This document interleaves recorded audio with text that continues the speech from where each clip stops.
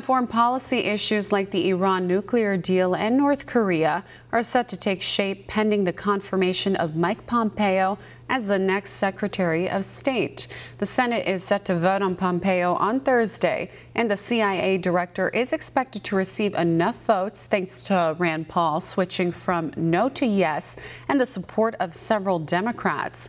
Pompeo cleared the Senate Foreign Relations Committee on Monday. Now he's set to replace Rex Tillerson, whose relationship with the president stalled major developments in the foreign arena. One America's Kristian Rouz looks at why that will change under Pompeo. President Trump says he may consider changes to the Iran nuclear deal to keep the agreement intact, as his self-imposed deadline to decide whether to pull out of the deal is approaching.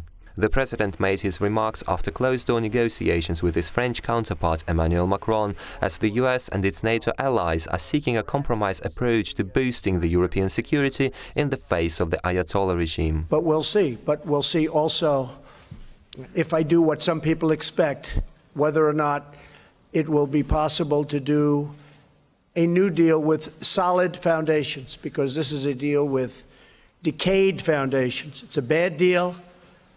It's a bad structure. It's falling down. Should have never, ever been made.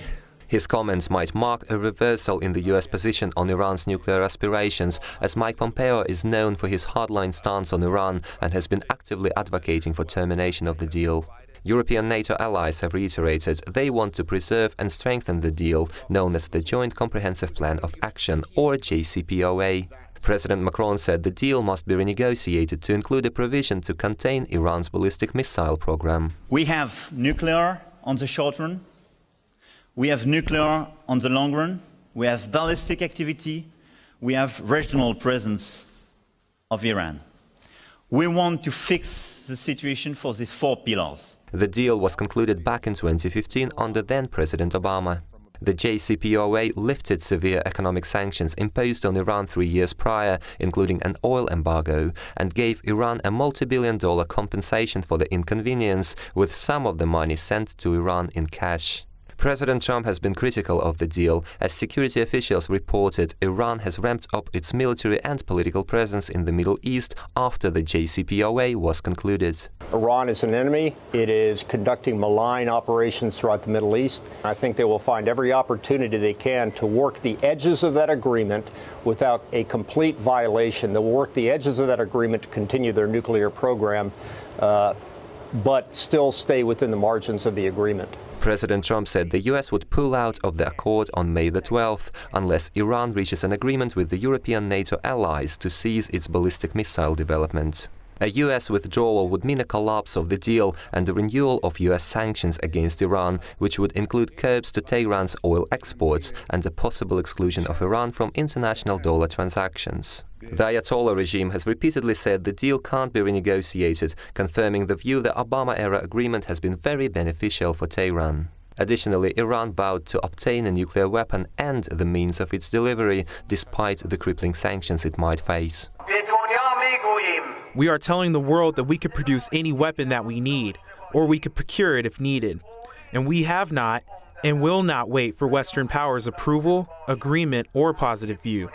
President Macron said France is also seeking diplomatic ways to end Iran's support for the Shiite Muslim groups across the Middle East, including the Syrian government, Islamic terrorist group Hezbollah, and the Houthi rebels in Yemen. However, there is little chance Iran would abandon its sectarian allies in the region. Experts say the heightened instability in the Middle East is bringing Iran closer to its near-term target of destroying the Jewish state, as the chaos in Syria has allowed Iran to deploy guards of the Islamic Revolution at Israel's border next to the Golan Heights. Meantime, Iran's longer-term goals are focusing around advancing the Shiite Islam across the globe and eradicating the Great Satan, a name for the US in Iranian foreign policy statements. In the Nuclear Non-Proliferation Treaty, the signatories have the right to simply withdraw if they feel their national interest is not being served by staying in NPT. This is one of the options for the Islamic Republic of Iran out of the 3 different options. Security experts point out diplomatic agreements, including a modified JCPOA, could only delay Iran's nuclear status. This, as the Ayatollah regime is based on a cornerstone principle of perpetual Islamic revolution and the holy war against nations and governments deemed as infidels. Kristian, Rouz, One American News. We can use your help. Call your cable provider and kindly demand that One American News is added to your lineup.